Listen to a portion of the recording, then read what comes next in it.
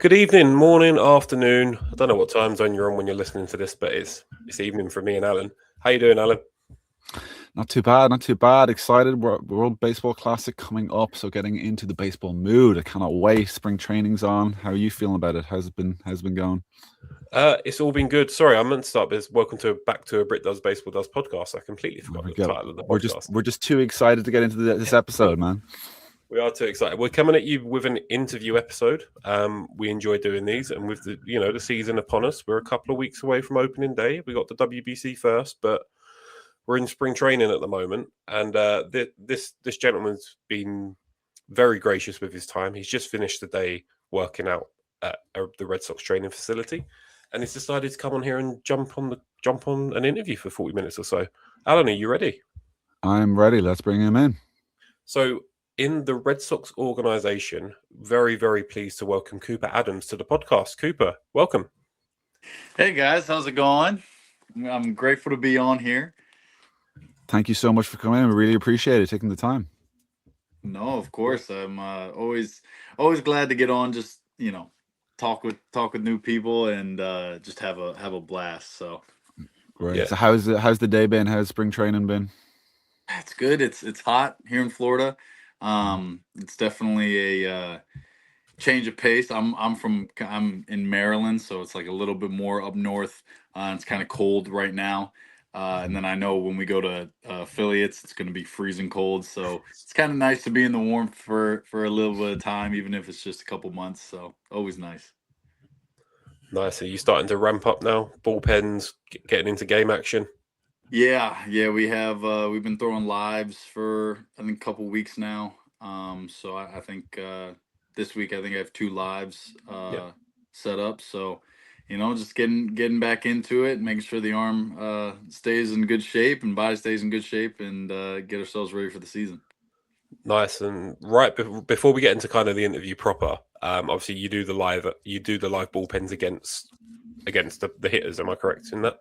In some of them? Yeah, we it's usually it's kind of an interesting thing, but we go you have a net behind Mhm. home plate. You have your catcher. They have like the TrackMan stuff set up. And then they have a net behind me, Yeah. and they have like all the TrackMan stuff and like some coaches and everything. And they just get hitters from the org. They'll come in and get their swings and their looks, and then we'll be out there trying to get them out. Nice. Who's the one from that you've like? Is there one guy that you've gotten out and you've been like, oh yes, I'm so, this has been my day. That's a good question actually, because we faced some really solid hitters. I'd probably say Marcelo. Marcelo came in and stood in the other day, and got him out. So that's always cool. He's also just such a great guy, a great Amazing. competitor. So it's nice to kind of face off against some of those guys. Yeah. Nice. Always nice to sort of get one up on the hitters, I'm sure.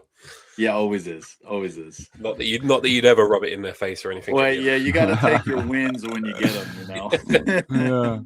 Meanwhile, someone takes you deep, and it's the exact same. It's the exact opposite. So. And they're bat flipping in lives too, and you're just like, what are we doing here? But no, it's great. It's great. Anyway, Cooper, thank you so much for joining us. We always like to start these interviews kind of going way back when you were sort of just starting your career out in baseball. What first got you into the game? Why baseball? Why not something like football or basketball or hockey? I don't know. Why baseball? I'd probably say because of my dad. My dad was a big baseball fan. He also he loved every sport. I mean, he played rugby in college. Wanted to play baseball in college. Just as he puts it, wasn't good enough, but I tried. So he ended up playing rugby and all that type of stuff. So I kind of grew up in like a sports background, and he loved baseball. Loved baseball, and kind of I tried out I think every sport. I played basketball growing up, played football growing up. But baseball kind of was always the one that stuck with me. Probably too because my dad got me into the Chicago Cubs when I was really young. Great, And like great choice. that, Great choice. yeah, it was a great choice. And I got what's it called? I got attached to them. So like a football team, basketball team, I didn't really care, but like Cubs, I'm attached.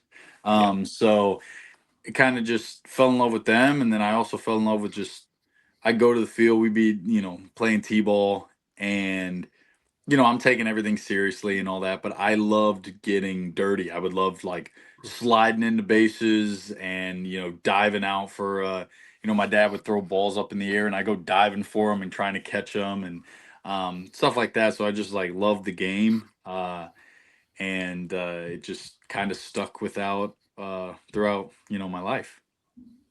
Nice. And why the Cubs? Was your dad from Chicago, Illinois, or just I say Chicago, Illinois? Obviously, most people will know where Chicago is. Is in like, is he from the wider Yeah. Illinois area, or just? Yeah, no, he's from a little bit outside of Chicago. Oh, okay. So he grew up there and then moved to Maryland, I believe, when I think was in middle school. Okay. But he just, as he put it, his grandpa was a big Cubs fan, and Yeah. I think his grandma was a big White Sox fan, and he just had more fun going to the Cubs games than he did the White Sox games. So got me into the Cubs pretty early there. He must have foreseen the record-breaking 2024 Chicago White Sox. Yes, exactly. Exactly. The best team in baseball. That's good. I don't know if you know, but Gaz here is a massive Cubs fan. Him and his girlfriend are. Well, she's from. Is she from Illinois? She's from just outside Chicago as well, in the suburbs. Yeah. It's a good pick. It's a very good pick. It's interesting saying that as a Red Sox, like in the Red Sox organization, that like the Cubs are a good pick based on all the Bregman stuff going on. But like, I can't stray too far from my love for the Cubs. So, I'm there. Hey, you've got the best of both worlds. You're playing for one historic organization, and you love a better historic organization. Just to know I said that, not Cooper, in case anyone from the Boston Red Sox organization is listening. So just going forward, got into baseball because of your dad. That's most stories are really nice and personal. I love that. It's like the old cliche about throwing a baseball for the first time. The sort of American kids growing up. Obviously, I'm not American. I kicked a football. Or I'm actually a rugby player myself as well. So, I throw a rugby ball around. So it's always nice to, people that get their way and get their start in the game just because, their family got them into it. It's great to hear. So, you're working your way through baseball when you end up in high school. At what point, was there like a moment in your high school career or your middle school career where you thought, no, I can make a go at this. I'm going to try and go the college and pro route. Was there like a turning point? Yeah, I think I always wanted to play. My goal was play Division I baseball. Obviously, as a kid, you want to play in the big leagues, and make it there somehow. But I would probably say my senior year of high school, because before that I was just didn't have the velo on the mound. Was an okay hitter. Like if you threw me off speed, I was screwed. Like I was toast. So it was kind of the situation like, oh, maybe I'll play like D3 or whatever it is. Yeah. But then I end up going to a place near my house called the Bullpen.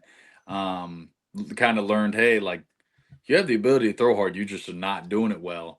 And learned some things about pitching mechanics for the first time in my life, and ended up, I think I was like sitting 83 to 84, and then in 2 weeks I was sitting 89 to 90. Yep. So it was kind of one of those things where I was like, oh, okay, like I can give this a go. And I think a couple weeks after that, I got some interest from started getting interest from a bunch of D1 schools, and end up committing to University of Maryland, Baltimore County, which is a Division I. They're the ones that beat Virginia in March Madness. I don't know if you all know that. Oh wow, nice. So yeah, committed to them, and yeah, just it was kind of one of those situations like, okay, I made it to college ball. Let's see where it goes from there. Nice. What was it like going from, as you said, 83 to 84 up to like 89, 90 in such a short space of time? Was it like you had the raw power, it was just more of a technique issue, or did the coaches like completely redo your technique? What was kind of the factor that got you that extra 5 miles per hour in such a short space of time? Technique, for sure. I think it's actually is very similar to kind of the stuff that happened, later on in my career after college. But like a lot of it's just technique. Like I kind of had a whippy arm. I had Yep. like the physical ability, but I just didn't know how to use it. I had no idea. I was kind of just like throwing stuff at the wall, hoping it would stick. And yeah, he just ended up putting some things together, and I was like, oh, okay, like I'm gonna give this a shot and kind of think about this in a different way, and then it ended up working pretty well.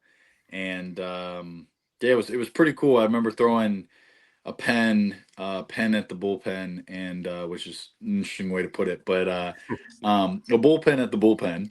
And I was like hit 89 for the first time. I was like, this is unbelievable. And then, the next week I get up on the mound, I hit 90, and it's just like, and I think it's interesting because a lot of people be like, oh, 95, 95 is the new 90, all that type of stuff. Yeah. When you hit 90 for the first time in your life, like usually there's not a bigger achievement, especially when you've been pushing for that for so long. Yeah.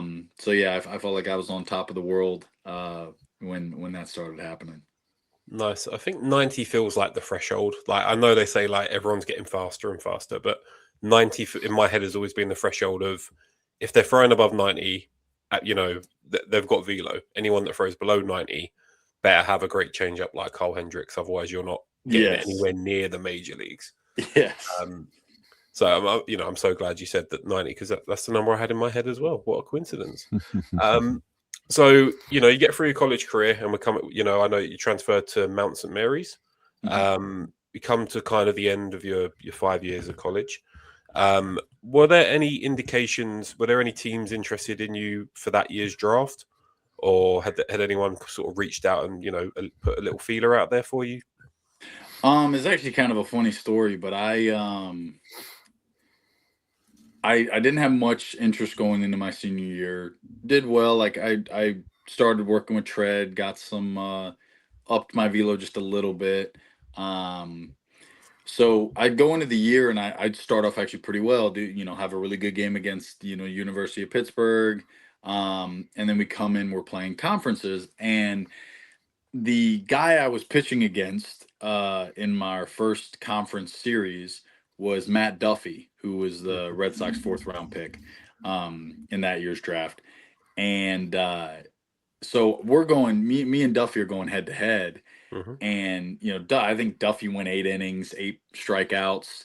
I went 6 innings and 12 strikeouts. So I had a bunch of scouts to like come see Duffy, and then they saw me pitch and they're like, oh, okay, like who is this kid? Like whatever it is. And I end up going the next week, and some scouts come out to watch me pitch, and I do well again. And they told my coach like, hey, he keeps doing his thing. Like, we'll see what happens.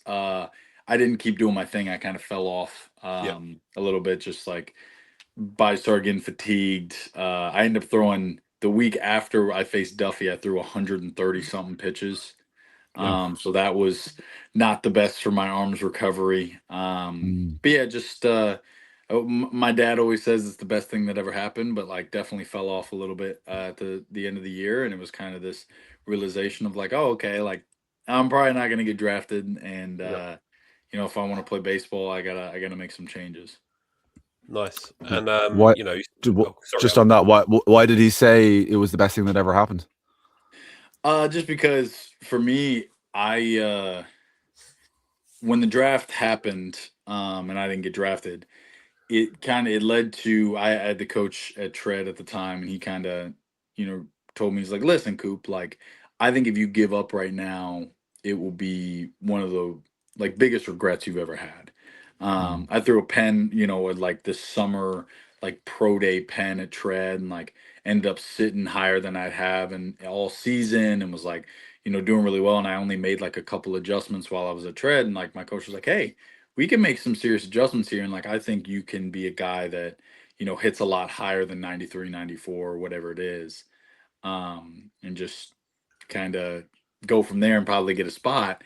And my dad goes, I think if you got drafted and you went in there and you didn't focus on the mechanics like you did for kind of the 6 months leading up into the pro day I ended up throwing in, he's like, I think either you could have gotten injured or you would have been, stuck at 92, 93. And wouldn't be where you are right now. So That's interesting. It's amazing, those little forks in the road that like will lead you down the different paths. Yeah, no, and it's something that I'm grateful for. I look back on it, it was definitely get a little bit of a tough time, because you're kind of sitting there going, man, like I'm, working out, trying to do this stuff, trying to figure it all out, and like I'm just hoping to get some sort of professional, baseball thing. And you got people going, hey, like, indie ball would probably be great. That's probably where you're going to start, and all that. And kind of just had that mindset, like, hey, I want to get into affiliate ball and see what happens, and build myself up in a 6-month period to go have a good pro day. So nice. And you kind of spoiled it in the option, but yeah, you weren't unfortunately drafted, or fortunately drafted, I guess. Yes. Where we're at now. So we normally do, if we have players on and they have been drafted, we normally do like, oh, what were you up to on the draft day and all that stuff. But everyone takes a different route to get into the major leagues. Not everyone is going to be a first overall pick or even sort of a last round pick and makes it. I think it's an even specialer story when you don't get drafted. You go away to somewhere like Tread, who I think have kind of even come up in the news more with the Cubs recently, because you have Tyler Zombro, who is now, I think he's like assistant pitching coach, essentially, at the Chicago Cubs. Not entirely sure on the official. Yeah, he's like he's the head pitching director, I believe. Yeah. So it's like Tommy Hottovy, and then underneath is Tyler Zombro. And we've all of a sudden started signing all of these pitchers from Tread, because Tyler Zombro's got that link. So, Tread Athletics comes with a bit of pedigree. So I guess, fast forward 6 months and, you're pitching on a pro day. For people that don't know, I guess, A, what is a pro day? And then B, what was that feeling like when the Red Sox said after the pro day, what were you doing when you found out that the Red Sox went, yeah, we want you to join our organization? Yeah. I mean, kind of the pro day situations, at least at Tread, it was, you have a bullpen in front of a bunch of scouts. And you're throwing a bullpen in front of a bunch of scouts, basically trying to throw as hard as you can, throw your stuff, so you can hopefully get signed by a team. Either get signed by, an affiliate team like the Red Sox, or get signed by an independent ball team. And kind of, I think I was a fresh guy out of high school or college. Like I had a lot of people going, hey, listen, like independent ball is probably going to be there. Like, you're going to do your thing here. You're going to go sign with an independent ball team. You're going to do well. And then you're going to get, signed by an affiliate team. Like, I have a feeling that's going to be how it happens, whatever it was. And like, my mindset was kind of like, okay, I'm going to go prove that I can get signed by an affiliate team. And my coach at the time told me after, but he was like, if there was a chance to get you signed by an affiliate ball team, you did everything you could. I went in and I was sitting 95 to 96, got up to 97 for the first time like in my life. I'd never sniffed. I sniffed 95 once. Like I had like a 95 or 94.9. But ended up like hitting 94.9, which is my PR on the first pitch, and then just going 95.1, 95.6, 96, like just going up. And I had showed some better improvements in my stuff, and ended up having a good day. And it's an interesting process with pro days. I think you see a lot of guys that do it, they think it's like kind of this instant thing of like, oh, he threw his pro day bullpen and he's getting signed the day of, or like the next day or the day after. For me, I don't think I signed until three or 4 weeks. I think it might have been a month after the pro day, and it was kind of just a situation of like, okay, I'm just gonna see what happens. I got hit up by a couple indie ball teams, then a couple affiliate teams, and I ended up getting the call from the Red Sox. And I guess this kind of ties into what I was telling earlier with the Duffy story, but Red Sox scout called me and goes, hey, what did you do? What do you mean, what did I do? He's like, what did you do, dude? Like, I saw you in college. Like, I saw you in college facing off against Duffy, and you were, 90, 92. And now 6 months later, you're 95 to 97. Like, what did you do? Kind of told him, I made some mechanical changes and all that type of stuff. But it was kind of this interesting conversation of like, hey, you did what you needed to do to get signed. Yeah. And then from there, they end up give me an offer, and I was like, you can't. It's really hard to say no to the Boston Red Sox. So, Yeah. you end up signing with them, and forever grateful for it. Nice, and that takes you to sort of your career currently now, and I think I'm gonna pass the baton over to Alan to sort of carry on your career journey. Yeah, sure. Well, the kind of question I had for next was within then athletics as well that you worked, and I've been listening to you talk about some stuff before, and that you kind of like almost reinvented yourself when you went in. You kind of like broke down, changed a load of your pitches. You like revamped changed your sweeper for a death ball, and added a cutter as well. How was it? Kind of what was your mentality going in? Were you like, right, I need to completely change stuff going into to get into the major leagues and into those organizations, or was it like, I this is what's got me here so far, I need to stay where I'm going? Like, what was the mindset there? It's kind of an interesting situation because I mean, I feel like as pitchers we're kind of ever changing, trying to figure things out, trying to figure new ways out to get hitters out, have success. And when I came out of college, I was like, oh, okay, like I think my stuff's not terrible. But I'd never really been on TrackMan before, never really knew what the data was or anything like that because I went to a small Division 1.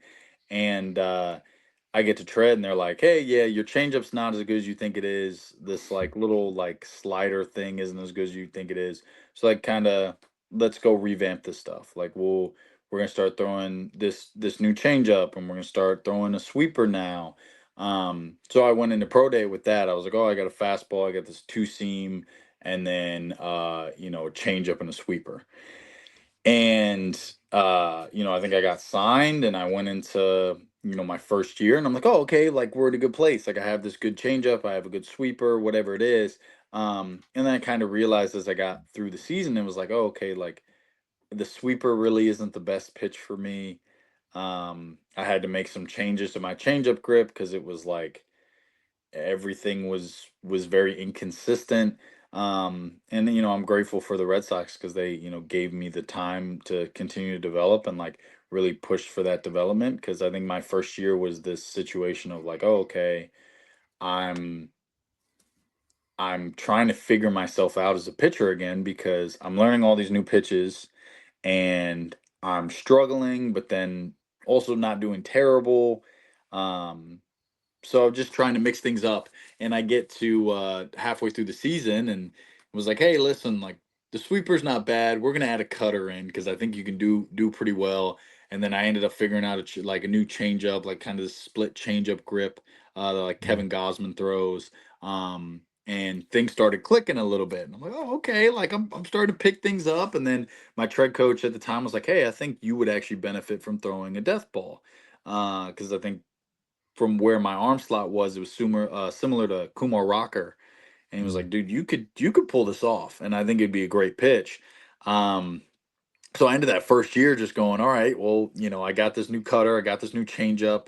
I'm barely throwing the sweeper anymore because it's kind of not the best pitch in the world for me." And then I'm starting on this death ball journey, and it took me into Arizona, and um, be honest, it was pretty dog shit, to put it frank. Like it was pretty bad, when I was first throwing it, and ended up leading into kind of this interesting story where I'm in Arizona.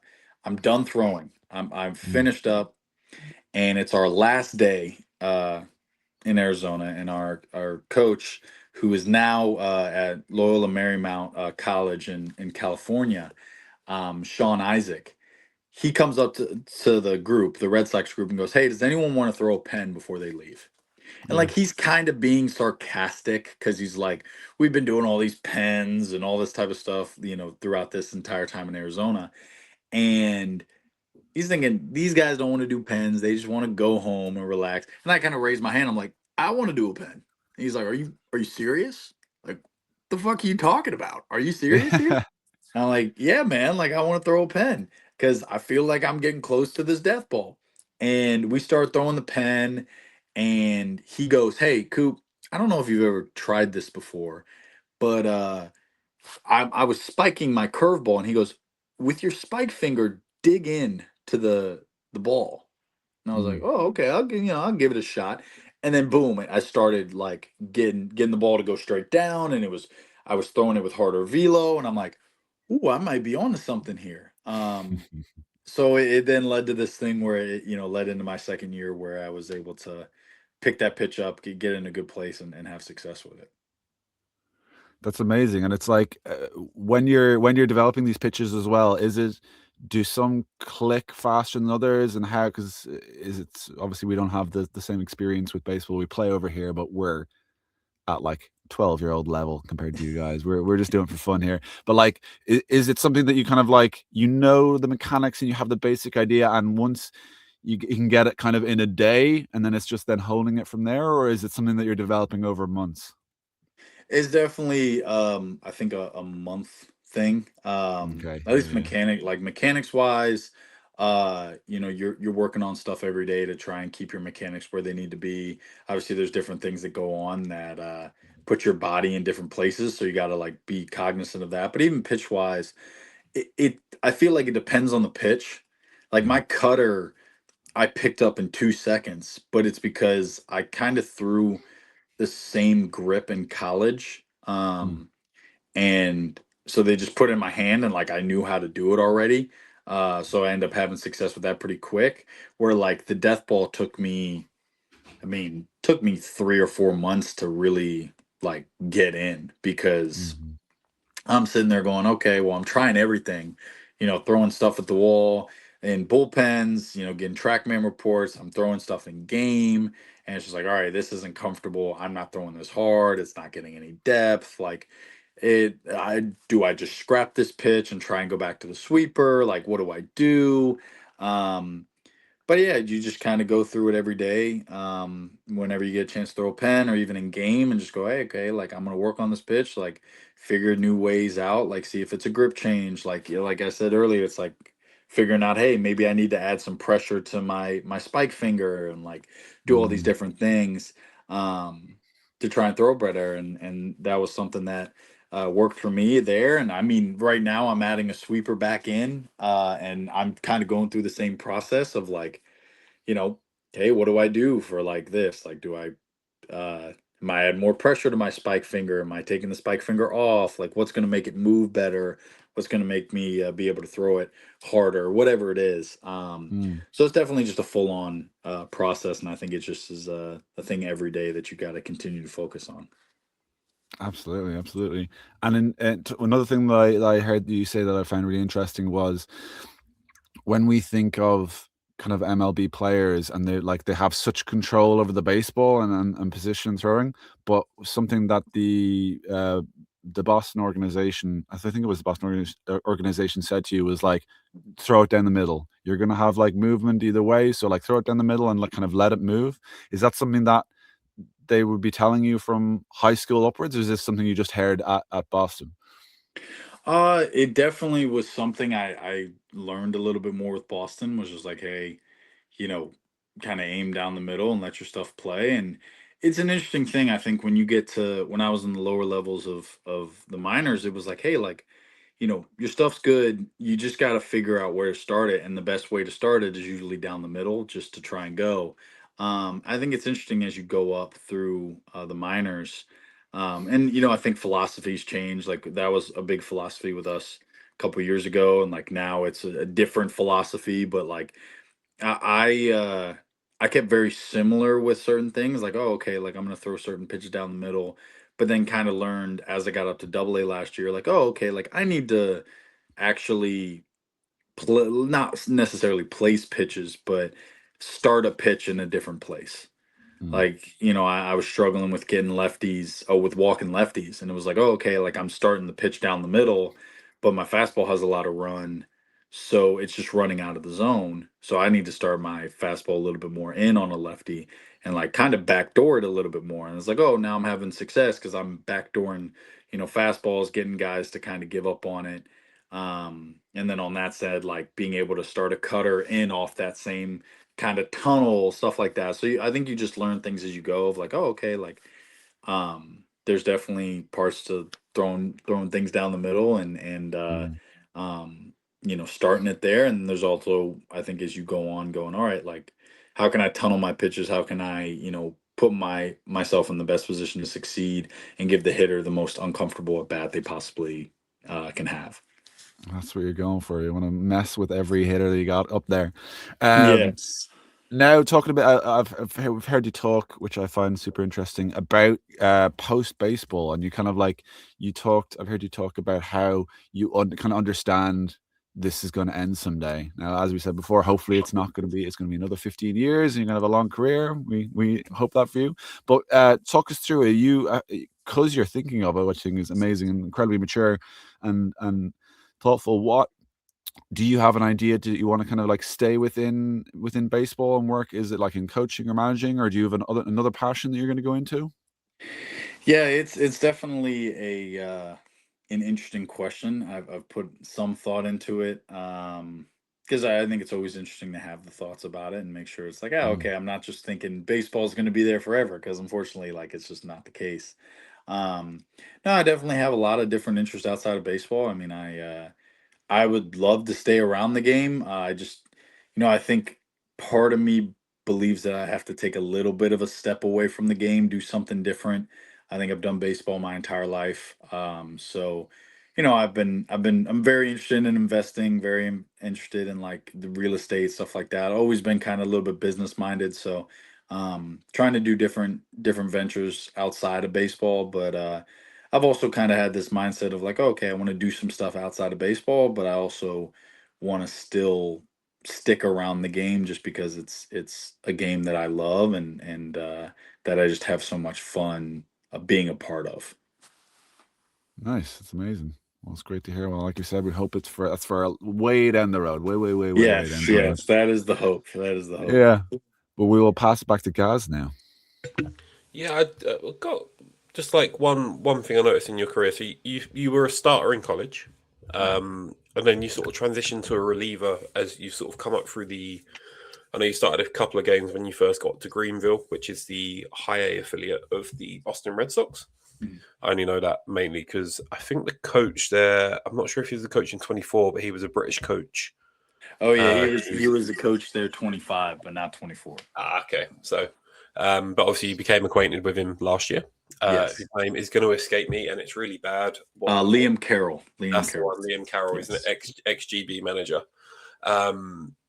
So obviously you started as a starter and then sort of transitioned into a reliever as you've gone up the levels, and you're currently you finished last year at Double A, and I think you're kind of on that Double A, Triple A fringe, hopefully going into this season. What made you change from a starter to a reliever, and what did you find hardest about that process? Because not everyone can do it to success.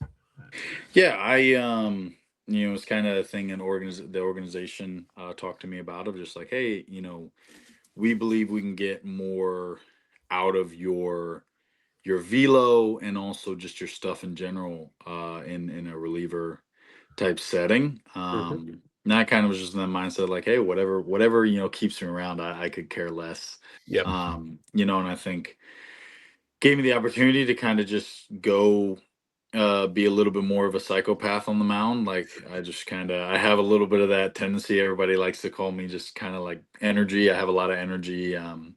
And yeah, just I also kind of fed off the adrenaline. I'm a big adrenaline guy, so I think it was actually a pretty easy process for me. Moving into things and going like, oh, okay, like I can just go out there and throw, and I have all the electricity and energy and all that type of stuff. I can just go do it. But I will say it definitely probably the hardest part is just the adjusting to getting ready to go Yep. out there and throw. Because I think that's the thing about starters. It's like, oh, okay, when you're pitching, and then you come in that day and it's like you're locked in, you're focused, you're doing your routine, you have everything down to the letter, like all this type of stuff, and you have plenty of time to get yourself ready for the game. Where relievers is kind of like, well, okay, I can get myself ready to go before the game, but then I might not pitch till the ninth inning. I also might not even pitch. Like, Yep. I don't know. So, you just you have to be ready for it every day, and it's something that actually kind of ended up helping me out, but it was definitely a process that took me a little bit to learn. Was just like, okay, I think staying healthy and also continuing to build as the season Yeah. goes, like it's a hard thing to do, but it's also a situation of going, okay, like when you just do things every day and you focus on like, hey, I'm gonna like do my recovery work every day or do my mobility and all that type of stuff every day. You end up feeling better for it, and I think that was something that ended up taking me a little bit, but it helped me a lot too as I've gone on. Nice, and I'm sure the Red Sox were always appreciative of someone who just goes, "Yeah, whatever, I'll do it. I just want to play baseball." And I think that's such a not every pitcher or not every player in baseball has that attitude. Mhm. As much as they like to think you are. I mean, there's a few instances last year of players getting traded because they were in the rotation, then got told to go to the bullpen. They didn't want to do that, and then they end up on the Chicago White Sox. Yeah. One Yes. player in particular, which was hilarious. I think your answer's been fantastic and insightful. I don't think we've had an interview where we've kind of gone a bit more into the background of the player. It's been more sort of like, what have you achieved and all that. So this has been fantastic. We've got a couple of fun segments to end this episode with, which I know we've given you some details about. But the first segment is now, fans. We did try and come up with a British version of this called rather than Mount Rushmore, but we couldn't find one that was appropriate. So we're going to keep with Mount Rushmore. So I'm going to ask you, Cooper, for your Mount Rushmore of pitchers. So 4 pitchers that you either idolized growing up, or for you currently in the game, or just your 4 favorite pitchers, I guess. Yeah, I mean it's a tough question. I think I've you guys told me a little bit about it before. Definitely thinking through it as gone through the interview, but I mean the one that sticks out to me already is Max Scherzer. Yep. That was someone that like I also grew up in the DC area, so like I watched him a good amount. Kerry Wood, a big Cubs guy. Yeah, big fan. Kerry Wood was fantastic. Um, oh, I mean, it's interesting because I didn't idolize him like certain people do. Yep. But I also just was like, this guy is unbelievable. Clayton Kershaw, just I mean, Hall of Famer, unbelievable, played for so many years. Um, yeah, it's tough. I get into all like the kind of the last two, I guess, and it's I go Mariano Rivera, Roy Halladay, Randy Johnson, all of Yeah. those. Um, this is kind of an interesting one, but it was someone who he actually is part of the reason I only go out of the stretch. I cut the windup when Yep. I was in college, and I only went out of the stretch. And part of it was because I thought I could pitch like Tyler Glasnow. Tyler Glasnow's 6'9" and really, really tall. But I was always utterly obsessed with trying to pitch like Tyler Glasnow. So in the sense of like, people I definitely looked up to, Yeah. Tyler Glasnow was up there.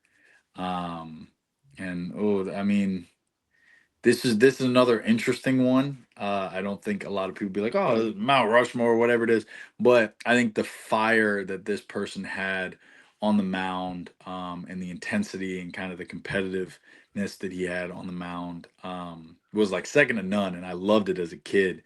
But Carlos Zambrano, Oh, another great pick. 2 Carlos Cubs. Zambrano is he was one of my favorites growing up, and just always had that fire and that like that competitive spirit on the mound, and I Yeah. loved every second of it. Also, I was going to say, did you get some of that from Max Scherzer as well? You say you got a That's lot of energy, a lot of yes. competitiveness. Is like that. That's what you really connect with. That kind of like Yeah, a bit that of a crazy energy. factor is definitely appealing to me. it's an interesting Mount Rushmore because you've obviously got the mix of, the legend realistically at this point, Mhm. Kerry Wood. Mhm. 2 Hall of Famers, future Hall of Famers in Max Scherzer and Clayton Kershaw. Um, And then because you say Carlos Zambrano, it's actually Emily's favorite pitcher, my partner. Yeah, So there we go. we're gonna kick Tyler Glass now off of Mount Rushmore. And we're gonna go Carlos Zambrano just for that. But no, Tyler Glasnow, obviously Glasnow. How do you pronounce it? Probably the British. Glasnow, yeah, Glasnow. Incredible pitcher, great head of hair. Like, oh my goodness, he's got like crazy. like a chiseled jaw as well. It's really jealous. Oh yeah. Well, it's kind of too. It's funny because last year he came into Tread, and he was there for like a couple weeks, and I talked to my buddies about it because it was like, okay, like I'm gonna go up and say hi to Tyler Glasnow. I chickened out completely. I was like terrified. I was like, and it's he's a normal human, whatever it is. But I was like, I loved watching this dude as I was in high school and college, everything like that.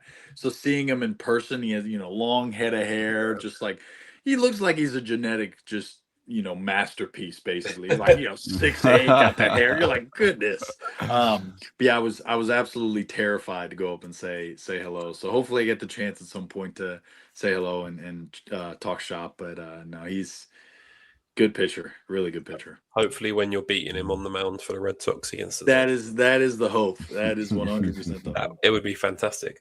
Okay, that was quite an easy segment. I think that's probably the easiest of the three. Alan's going to hit you with our oldest segment, our most favorite, and probably our most difficult. So, over to you. Yeah, so this next segment we have is called Start, Bench, Cut, where essentially we give you three different things that can be baseball related or non-baseball related, and you have to start one, you have to bench one, and you have to cut one. So for the first one, we have walkout songs. So when we interviews are heard, we have Prime Time by Big X the Plug, we have Sandstorm by Darude, and we have Boogie Wonderland by Earth, Wind, and Fire. Oh goodness! I mean, Boogie Wonderland was my walkout last year. There you go. We heard it because we know. I heard from the interview. He was like, "Boogie Wonderland. You want something to get the crowd going."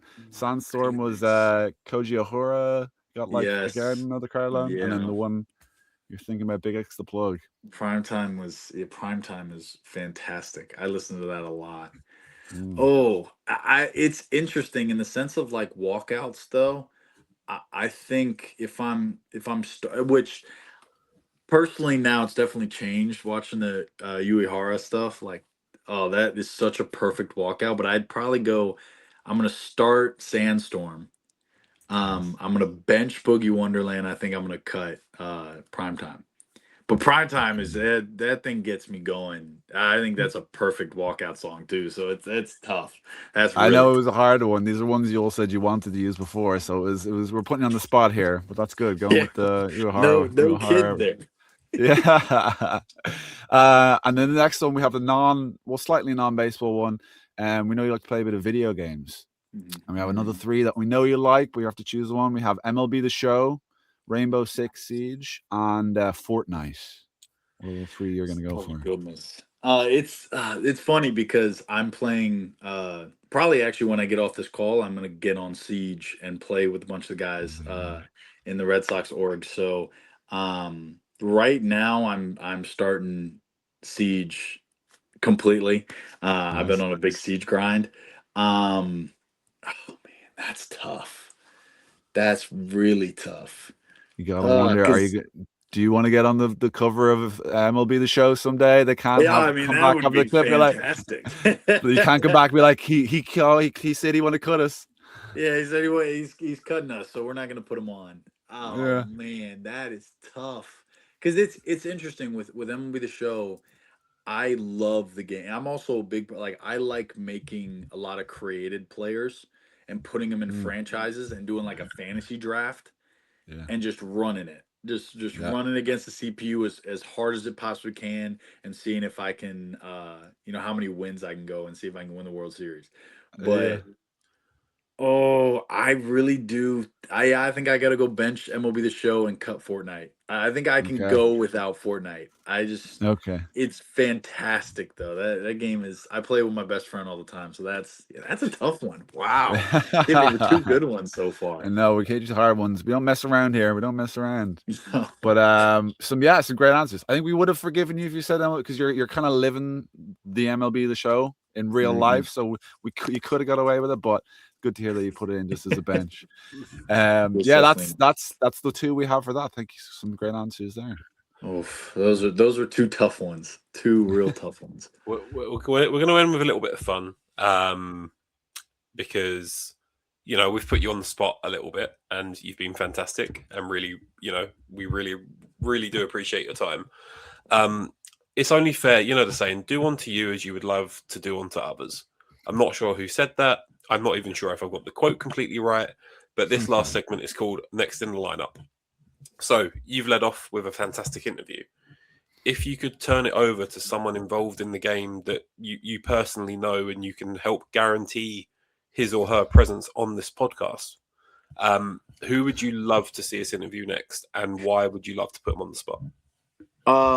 This person is very, very close with me. He's also just someone that's been through a very similar journey to me. And just unbelievable, like just one of the best human beings I've ever met in my life. But Danny Okay. Kerwin, he is with us right now. Well, we train in the off season. He's a tread guy as well, similar journey to me, and just one of the best human beings I've ever met. So I think if I had to go next in the lineup, Danny Kerwin all the way. Nice. And then just to expand that a little bit, if we were to give him a start bench cut, what topic would he find incredibly difficult? Oof. What does he enjoy? That's a good question because I think he could easily give you an answer for this. Like I was thinking video games as well because Yeah. we've been we started a world, a Minecraft world, and we've been playing it nonstop, but that dude, he's been on it every day. So it's kind of this situation where I was thinking there are video games. I was like, well, he plays PGA a lot. Yep. He's played MLB Show a lot. Has played some Siege and stuff. If I had to guess, because I think Minecraft can sometimes, get out of style for a little bit. So maybe if you get him at the right time, he won't be like full on, yeah, I'm starting Minecraft. But Yep. I think video game one, um, Minecraft, PGA, and MLB The Show, I think will be a tough one. I Okay. believe. All right. I've written Okay, that down, good so one. that's locked in. We'll challenge him with that for sure. And Yeah, see what I had one question for you as well. As some of our listeners will know, I have a baseball streetwear brand called Bad Arm Baseball, and we like to know what do you like to wear off the field when you're not in your gear? What are you, like a Jordan's guy? Are you Converse? Do you wear Supreme? Do you what's your go-to? Probably Nike. I'm just a big I got a ton of stuff right now. They're kind of a little bit beat up, but That's good. a A little bit of big properly worn. yeah, big Lowe's guy. I love I see now the name. I'm terrible with names, so like the names always escape me. Um Man, what are they called? Uh, well, here. I mean, this is gonna be great because you're gonna see them all dirty because these are my like everyday Yeah, it's shoes. gonna go. Like I wear these bad boys every day. Oh yeah, the Air Force Ones. Therefore, yeah, I wear those every day. Just I got a Classics. bunch of different Nike shoes that I wear out for special occasions or even to the field, stuff like that. And I'll mix it up. Like we get some discounts to Lululemon, so like I'll wear some Lululemon stuff and Nice. got some. I have some fake Birks as well that I got at Target for $30. So we're living on a budget, but no, I try and mix it up as much as I can. Try and get a little bit better as I go on. Everybody, I mean, I see some of the guys showing up to the field and they got all this, they're dripped out to the, hat, head all the way to toes. I'm sitting there go, Yeah. wow, that's crazy.